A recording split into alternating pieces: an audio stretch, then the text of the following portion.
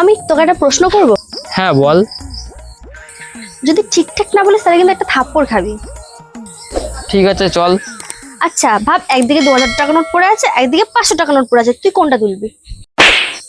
আরে ভাই, 2000 টাকার নোট তো বড় আর 500 টাকার নোট তো ছোট। 2000 টাকার নোটই বলে দিই, 2000 টাকার নোট তুলবো।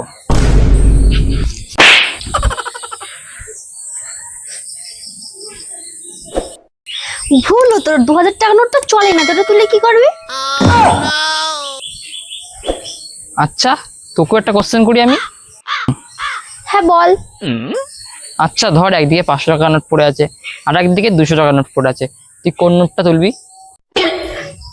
আরে ভাই, 500 টাকার নোটও চলে, 200 টাকার নোটও চলে। 500 টাকার নোটটা বড়, 500 টাকাই বলে দিই। আমি তো 500 টাকার নোটই তুলবো। 500 টাকার নোটও চলে আর 200 টাকার নোটও চলে, তা দুটো নোটই তুলবি না কেন? হ্যাঁ ঠিকই বলেছিস, আমাদের দুটোই ওঠানো উচিত ছিল। আর কোশ্চেন করবো? না না, আর কিছু জিজ্ঞাসা করিস না, অনেক জোরে মেরেছিস তুই। এইবার যেতিস লাইনে।